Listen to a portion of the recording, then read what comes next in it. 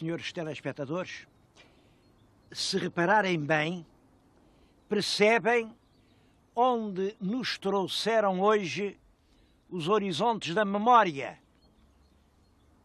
Reparem, junto de mim está uma videira já, estamos na primavera, reparem, tem já os seus cachos começam a nascer e mais longe veem um vale onde passa um grande rio. Bom, o rio das videiras e da vinha é o Douro. Este é realmente o Vale do Douro. E eu quis vir aqui ao Douro para lhes falar no mistério do vinho.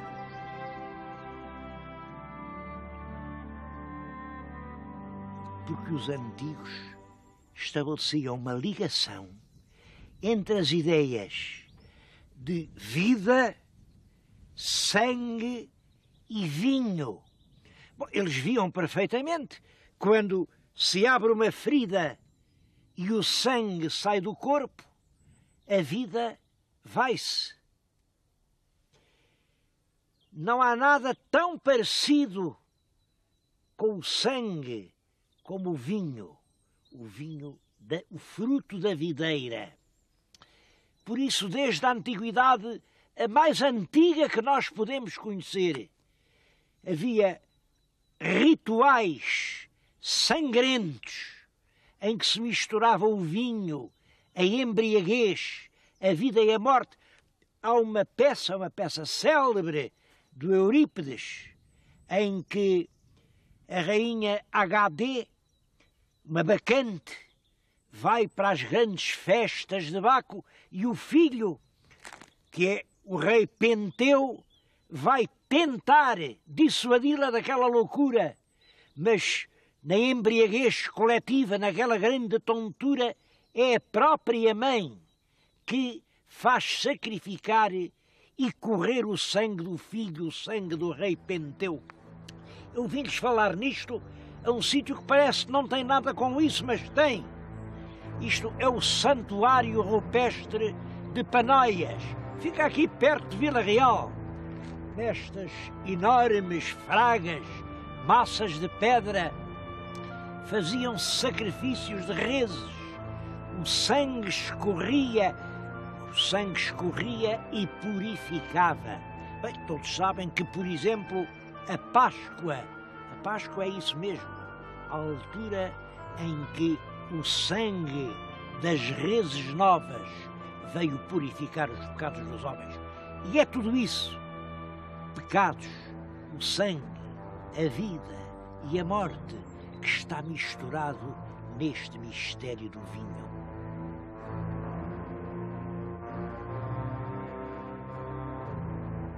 Mas mistério ainda por uma outra razão. É que realmente nós não sabemos quase nada sobre a história do vinho em Portugal. Quando foi que aqui nesta terra, que agora é nossa, se começou a beber vinho? Bom, dizem os romanos, claro, os romanos bebiam vinho à Itália, iam procurá-lo a toda a parte onde era bom, faziam elogios ao vinho ibérico, quer dizer, ao vinho que ia daqui, isso toda a gente sabe. Que os romanos gostavam de vinho, toda a gente sabe. Mas antes dos romanos, porque os romanos, no fundo, para a história, não foi há muito tempo. Os romanos são 2000 anos, e antes deles, isto é que já é interessante, muito antes dos romanos, muito antes,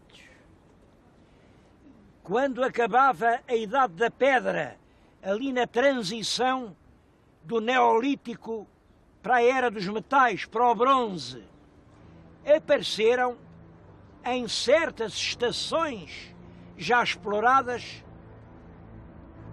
apareceu isto. É claro, os arqueólogos debruçaram-se ansiosamente, mas que diabo é isto? Não há dúvida nenhuma. Isto são grainhas. Ora, se havia grainha, havia bago, Se havia bago, eles conheciam as uvas. E porquê é que eles conheciam as uvas? Bom, aqui, naturalmente, os senhores arqueólogos têm muitas dúvidas. Bom, eu acho que, apesar de tudo, e dentro das leis do bom senso, acho que se eles conheciam as uvas e gastavam tanto que ficaram até montes de grainhas, é porque eles já bebiam vinho. Bom, depois dos romanos vieram os mouros. Os mouros tinham uma lei religiosa que era o Alcorão, que dizia: não beberás vinho. Mas eles bebiam, pelo menos cultivavam. Sabemos perfeitamente que na época romana as vinhas no nosso território continuaram. É curioso isso deles não beberem vinho, porque, como sabem, perante essa coisa espantosa que era o vinho que, depois de beber, um homem mudava a alma, via outras coisas, tinha outra noção do mundo, fazia-se mais forte, mais corajoso, mais cruel. O que é que vocês acham? O vinho seria o Espírito de Deus ou era o diabo que entrava em nós? Eu estou-lhes a pôr um problema importante da cultura, porque houve meio mundo que entendeu que o vinho era o diabo. Olhem, na Ásia não se bebe vinho, bebe-se chá. Bom, bebe-se chá e ópio, que no fundo faz a mesma coisa. Mas o Maomé proibiu o vinho. Pelo contrário, o cristianismo, sabem que na última ceia, Jesus Cristo, com uma taça de vinho que levou aos lábios, disse: este é o meu sangue. E com um pouco de pão de trigo, disse: este é o meu corpo. E ainda hoje no culto cristão, o sacerdote consagra o vinho. Tem que ser vinho puro. Claro que eu não sei se o vinho é Deus, se é o diabo, porque no fundo é qualquer coisa que colide profundamente com a alma humana. O que sei é que os nossos primeiros reis sabiam o que era o vinho, a prova é que puseram nos corais. O que sei é que no tempo de Dom Manuel o vinho era tão importante. Há uma página do livro de Horas de Dom Manuel todo consagrado ao vinho. Bom, agora o vinho do Porto, esse aparece mais tarde, mas é muito curioso. Ele aparece no século XVII, que há a primeira exportação de vinho para a Inglaterra, mas o vinho vem em barcos como este, que estão a ver atrás de mim. É um barco rabelo porque tem rabo. O rabo é aquele grande tronco que serve para orientar e para movimentar o navio. Este que está aqui na frente tem lá uma dúzia de pipas ou não sei o quê. Mas houve barcos que chegaram a levar 100 pipas de vinho. O que há de espantoso neste barco é realmente o traçado, o desenho. Dizem que é um barco de inspiração viking. Não sei se esse não é. Olhem, é outra razão a acrescentar ao tal mistério do vinho.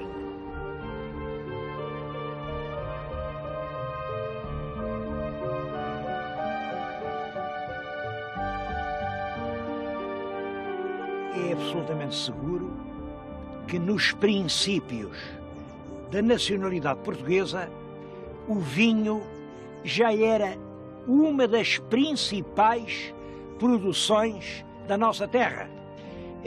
Há forais do tempo de Afonso Henriques que já estabelecem prestações em vinho. Eu quis vir falar-vos agora do vinho português num sítio. Eu acho que isto é um sítio único e há tanta gente que nunca veio aqui. Estou num sítio a que chamam São Leonardo da Galafura. São Leonardo é o santinho que ali se venera, mas isto é o miradouro da Galafura. É um grande esporão de xisto fica aqui a cavalo do Rio Douro. Do lado de cá é distrito de Vila Real. Do lado de lá é distrito de Viseu. Numa e na outra margem vêem perfeitamente os tabuleiros da vinha. É claro que aqui os de Vila Real, os de Trás-os-Montes, dizem que o vinho de cá é que é melhor, porque ganha mais sol.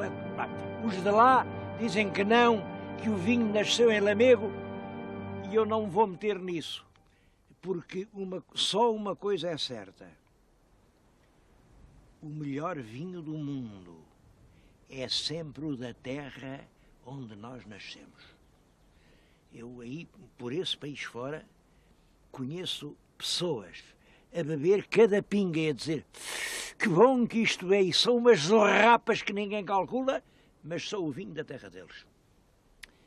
Uma coisa não se pode pôr em dúvida: os vinhos bons são os das regiões demarcadas.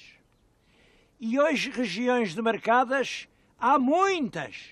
Imaginem que há 48.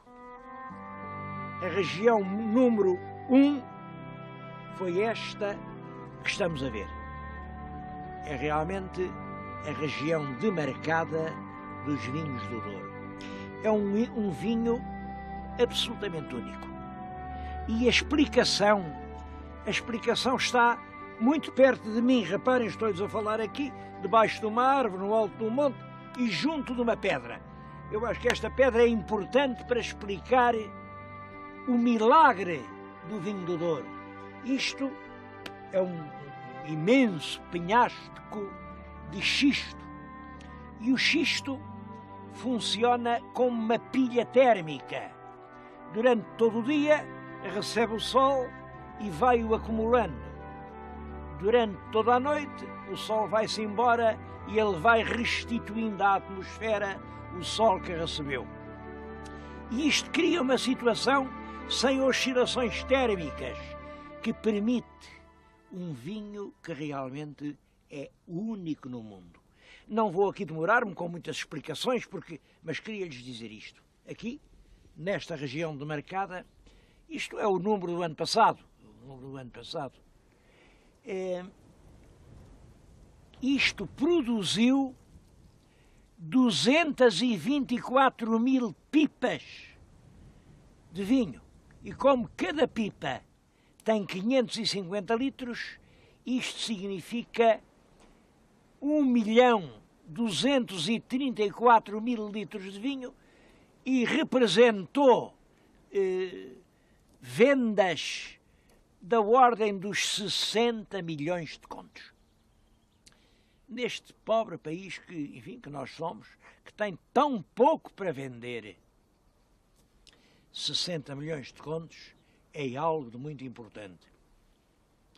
E mais importante ainda é que este valor não está a afundar-se, não está a desaparecer, não está a atenuar-se como tantas coisas. Não! Eu venho aqui ao Douro, encontro esta gente cheia de otimismo. De ano para ano, o vinho é melhor, a tecnologia progride, a exportação aumenta, o produto do vinho vai subindo cada vez mais.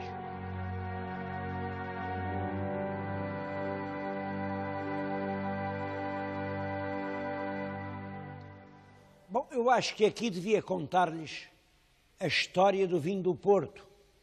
Simplesmente, essa história nunca foi escrita. Em todo caso, agora já nos tempos modernos, não há dúvida nenhuma. O vinho do Porto está ligado aos ingleses. Isto por uma razão muito simples. Os ingleses sempre gostaram de bom vinho e bebiam dos bons vinhos da França. No século XVII, as relações inglesas e francesas complicaram-se, vem a Guerra da Sucessão de Espanha, o vinho não passa ao canal e os ingleses são muito espertos e descobrem logo: o vinho não vem de França, pode vir de Portugal. E é realmente no fim do século XVII que começa a dar-se o embarque de grandes pipas de vinho em direção a Londres.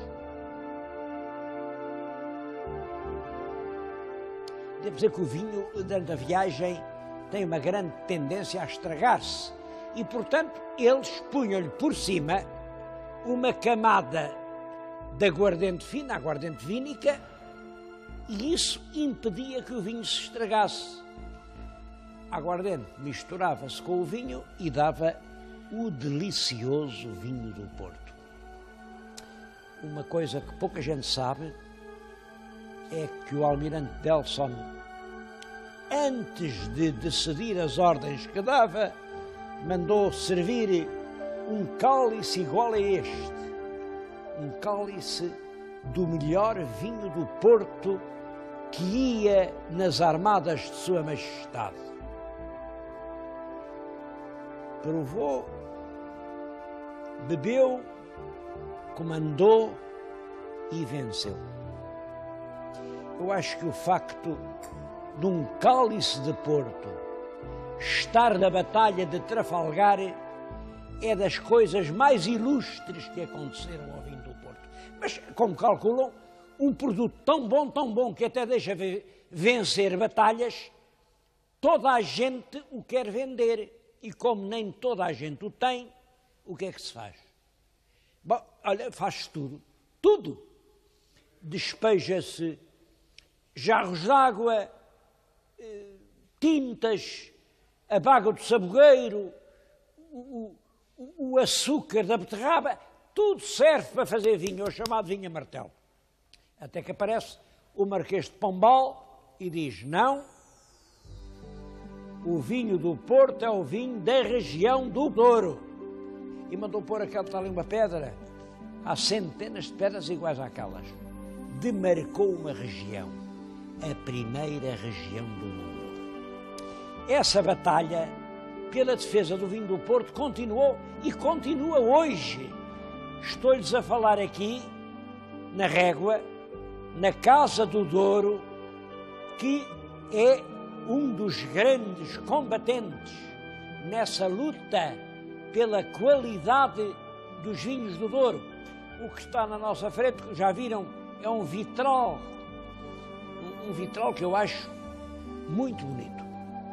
Mesmo assim, há quem diga se era este vitral o que cá devia estar, porque em 1944, eu acho bonita esta data, quer dizer, a Europa mal saía de uma guerra que a tinha transformada em escombros, e em Portugal erguia-se uma catedral ao vinho do Porto. Fez-se um concurso, só concorreram 2 pintores, um pintor com imenso prestígio, que era o Jorge Barradas. Outro, um rapaz de Leiria, também já com os seus créditos, mas menos afamado que o Barradas, que era o Lino António. Acho que tinha graça os meus telespectadores compararem hoje os 2 vitrais. Este, o que foi aprovado, é o Lino António. O que ficou em segundo lugar, mas também foi adquirido, é o Jorge Barradas. Reparem que no Barradas até talvez haja melhor desenho, há muito lirismo, há assim uma espécie de sentido de trova popular. É como se o vinho do Porto fosse todo ele uma alegria. O do Lino António é diferente. É um painel de esforço, sofrimento. E o Lino António ganhou. Eu, por mim, não deixo de dizer que se o júri tivesse sido eu, era realmente este, o que tinha tido o primeiro prémio.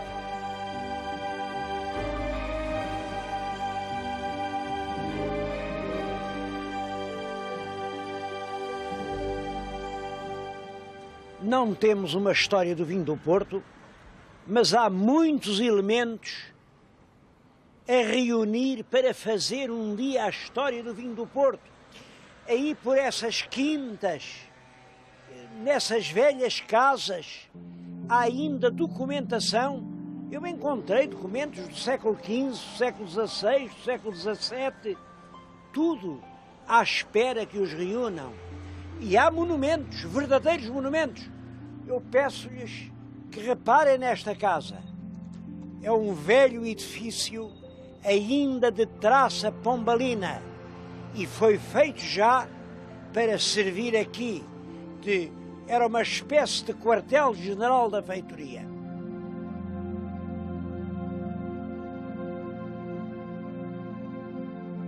Tudo aqui é ainda da construção primitiva. Estas paredes, estes sobrados, estas vidraças, estas portadas, as ferragens, é que como depois fizeram uma casa nova para a Casa do Douro, aqui ninguém transformou nada. E estamos perante esta situação única. Um edifício pombalino totalmente intacto. Olhem, nesta sala funcionava o tribunal. Era aqui que os juízes julgavam os michordeiros. Porque michordeiros houve sempre. Só que nessa altura eram julgados e agora não são. Mas a sala é notável por muitas outras razões. Vejam à volta os armários. E os armários têm a documentação destas freguesias, destes lugares que formavam a região demarcada. Ainda hoje estão cheias de papelada desses tempos. Eu vou tirar um ao acaso. Não sei o que isto é.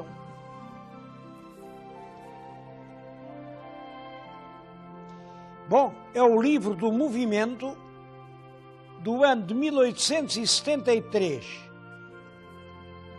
aqui dos vinhos da região. Está aqui quanto se produziu, quanto se vendeu, quanto custou, quanto foram os transportes.